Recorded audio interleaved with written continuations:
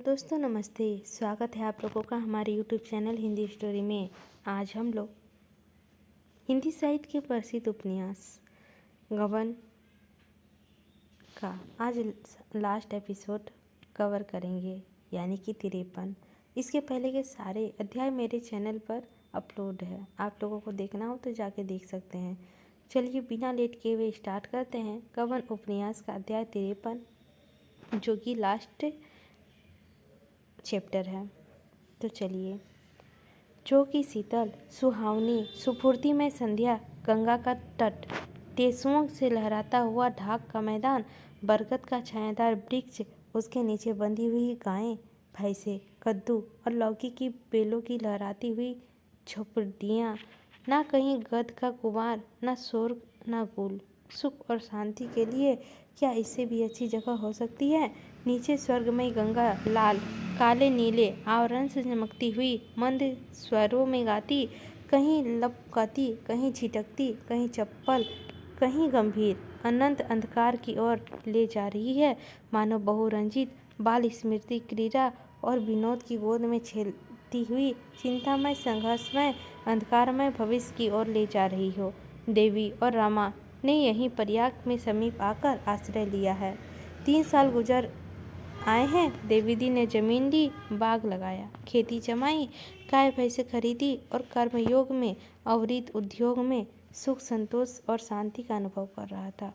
उसके मुख में अब वह जर्दी झुर्रियाँ नहीं है, एक नई सुपुर्ति, एक नई क्रांति झलक रही है। शाम हो गई है, गाय भैंसे हार से लौटी, जगों ने उन्हें खूब खूंटे से बांधा और थोड़ा भूसा लाकर उसके सामने डाल दिया। इतने में देवी और गोपी भी बैलगाड़ी पर ढांटे लगाते हुए आ पहुँचे।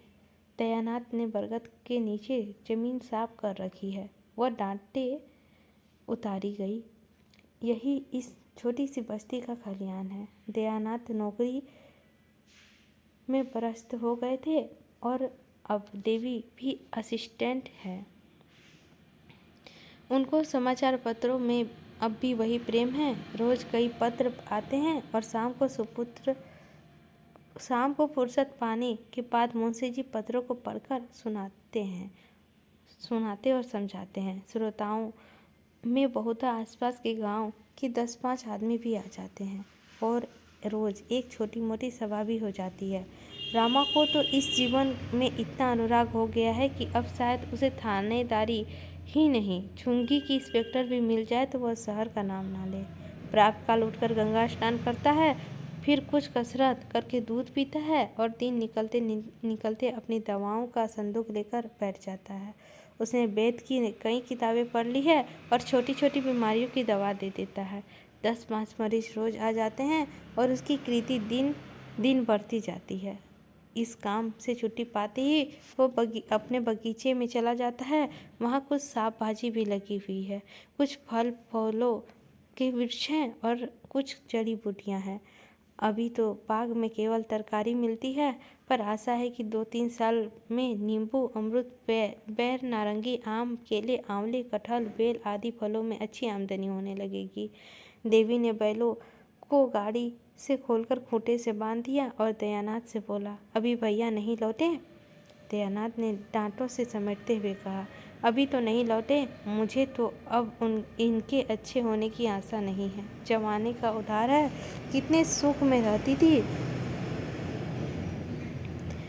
गाड़ी थी, बंगला था, दर्जनों नौकर थे। अब यह हाल है। सामान सब मौजूद है। वकील साहब ने अच्छी संपत्ति छोड़ी थी, मगर भाई भतीजे ने हड़प ली। देवी दिन भैया कहते हैं अदालत करती तो सब मिल जाता, पर कहती है मैं अदालत में झूठ ना बोलूँगी। औरत बड़े ऊंचे विचार की है। सहसा जागेश्वरी एक छोटे से शिशु को गोद में लिए एक झोपड़ी से निकली और बच्चे को दयानाथ की गोद में देते हुए देवीदीन से बोली, भैया जरा चलकर रतन को देखो, जाने कैसी हुई जाती है। जोहरा और बहू दोनों रो रही है, बच्चा ना जाने कहाँ रह गए।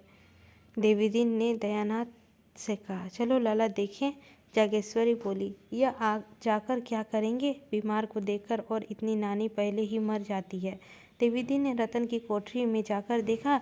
रतन बांस की एक खाट पर पड़ी थी, देह सूख गई थी।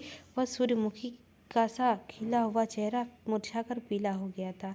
वह रंग जिन्होंने चित्र को जीवन का स्पंदन प्रदान कर रखा था, उड़ गए थे। केवल आकर शेष रह गया था उसका सर्वन प्रिय प्रांत पस विकास और आह्लाद में डूबा हुआ संगीत मानो आकाश में विलीन हो गया था।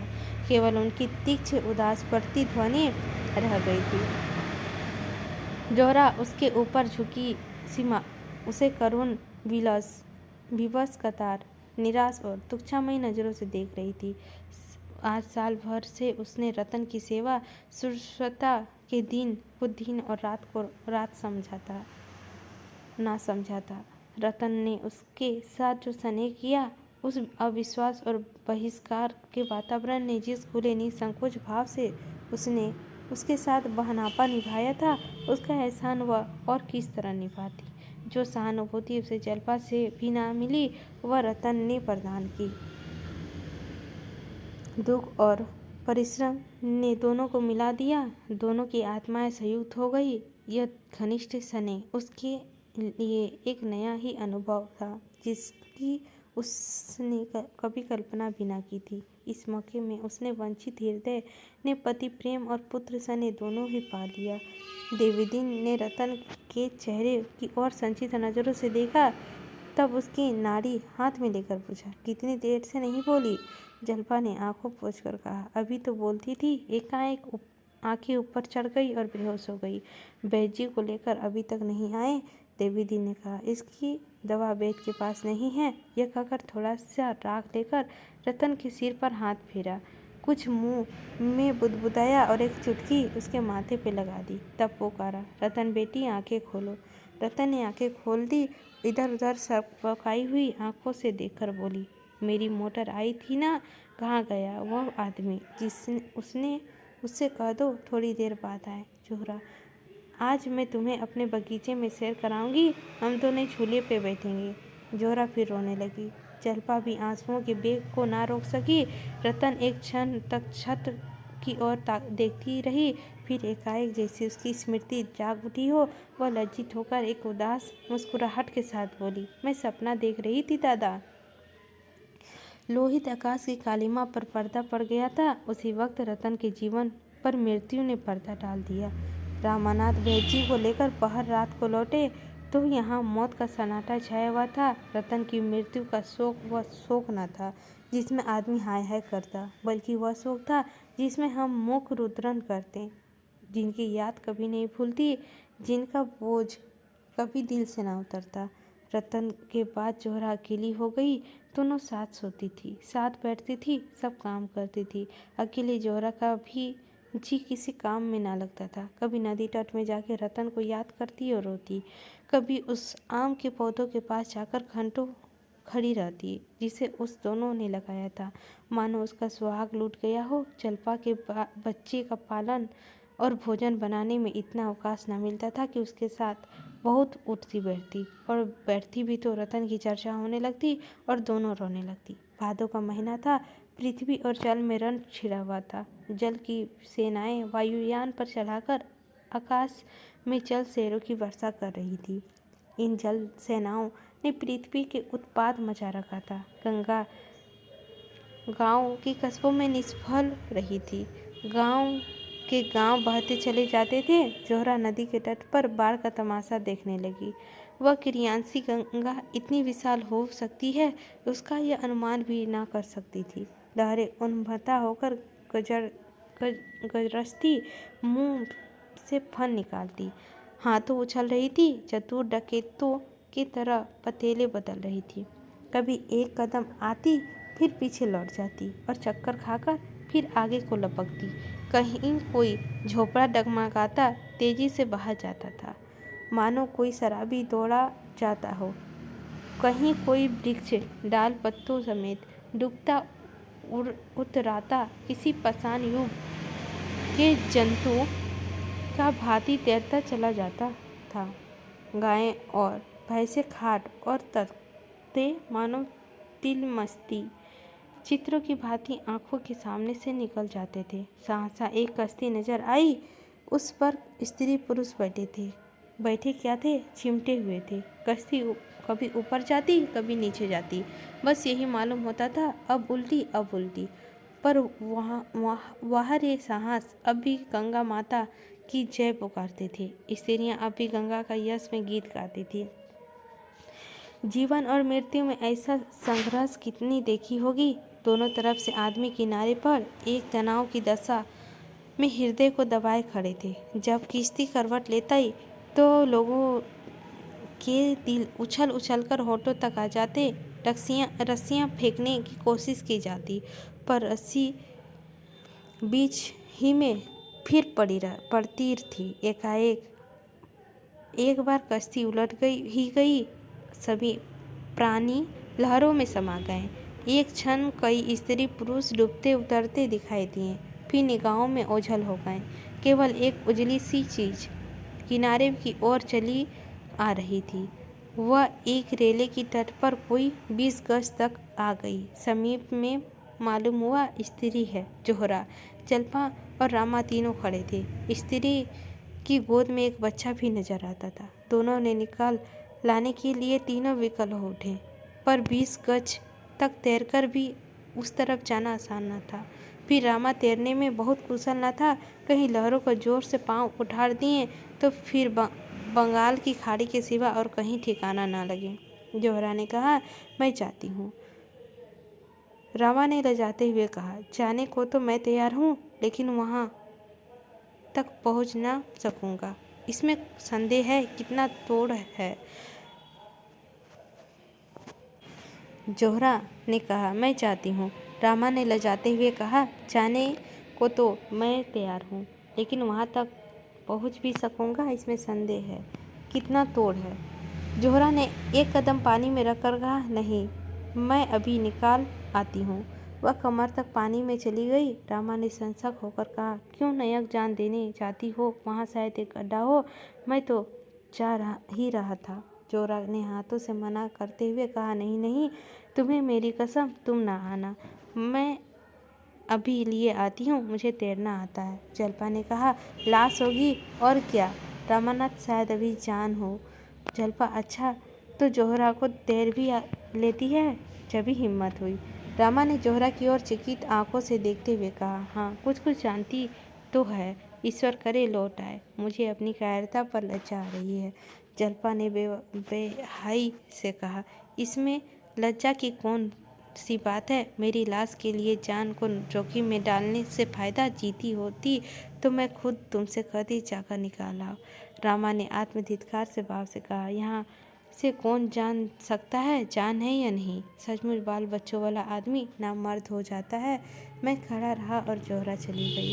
सहसा एक जोर की लहर आई और लाश को फिर धारा में बहा ले गई। जोहरा लाश के पास पहुंच चुकी थी। उसे पकड़कर खींचना ही चाहती थी कि उस लहर ने उसे दूर कर दिया। जोहरा खुद उसके जोर में आ गई और प्रवाह की ओर कोई हाथ बह गई।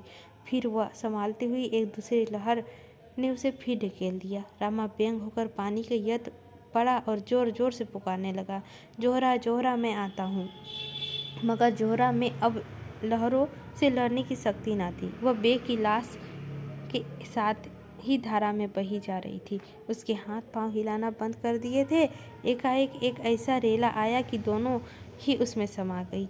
1 मिनट बाद जोहरा ने काले बाल नजर आए। केवल एक क्षण तक वह अंतिम झलक थी, फिर वह नजर में न आई। रामा कई 100 गज तक जोरों से हाथ पांव मारता हुआ गया, लेकिन कितनी दूर में लहरों के बेग के कारण उसका दम फूल गया। फिर आगे जाए कहाँ? जोहरा का तो कहीं पता भी न था। वही आखिर झलक आंखों के सामने थी। किनारे पर जल्पा खड़ी हाय हाय कर रही थी, यहाँ तक कि वह पानी में कूद पड़ी। रामा और आगे न बढ़ सका। एक शक्ति आगे खींचती थी, एक पीछे। आगे की शक्ति में अनुराग था, निराशा थी, बलिदान था। पीछे की शक्ति में कर्तव्य था, स्नेह था, बंधन था। बंधन को रोक लिया और लौट पड़ा। कई मिनट तक जल्पा और रामा घुटनों तक पानी में खड़े उसी तरफ ताकते रहे।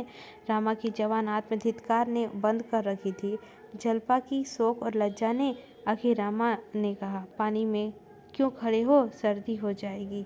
जल्पा पानी से निकलकर तट में खड़ी हो गई, पर मुंह से कुछ न बोली। मृत्यु के इस आघात ने उसे पराभूत कर दिया था। जीवन कितना अस्थिर है, यह घटना आज दूसरी बार उसकी आंखों के सामने चरितार्थ हुई। रतन के मरने से पहले से आशंका थी। मालूम था कि वह थोड़े दिनों के मेहमान है, मगर जोहरा की मौत तो वज्रघात के समान थी। अभी आधा घड़ी पहले तीनों आदमी प्रसन्नचित जल क्रीड़ा देखने चले थे। किसे शंका थी कि मृत्यु के ऐसा भीषण पीड़ा उनको देखना पड़ेगा। इन 4 सालों में जोहरा ने अपनी सेवा, आत्मत्याग और सरल स्वभाव ने सभी को मुग्ध कर दिया था। उसके अतीत को मिटाने के लिए, अपने पीछे दागों को ढालने के लिए उसके समान उसके पास इसके सिवा और क्या उपाय था। उसकी सारी कामनाएं, सारी वासनाएं सेवा में लीन हो गई। कलकत्ता में वह विलास और मनोरंजन की वस्तु थी। शायद कोई भला आदमी उसे अपने घर में ना घुसने देता। यहाँ सभी उसके साथ घर की प्राणी सा व्यवहार करते थे। दयानाथ और जागेश्वरी को यह कहकर शांत कर दिया गया था कि वह देवीदीन का विधवा बहू है। जोहरा ने कलकत्ता में जल्पा से केवल उसके साथ रहने की भिक्षा मांगी थी। उसने अपने जीवन में उसे घृणा हो गई थी। जल्पा का विश्वास में उदारता ने उसके आत्मशुद्धि के पथ में डाल दिया। रतन का पवित्र निष्काम जीवन को प्रोत्साहित किया जाता था। थोड़ी देर के बाद रामा भी पानी से निकला और शोक में डूबा हुआ घर की ओर चला।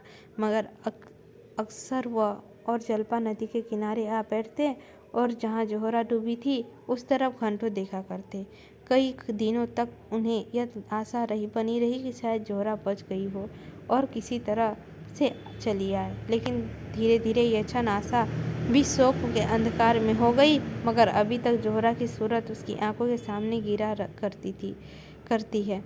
उसके लगाए हुए पौधे, उसकी पली हुई बिल्ली, उसके हाथों से सिले हुए कपड़े, उसके कमरा, यह सब उसकी स्मृति के चिन्ह। उसके पास जाकर रामा की आंखों के सामने जोहरा की तस्वीर खड़ी हो जाती है। इसी के साथ हमारा अध्याय भी समाप्त होता है। अब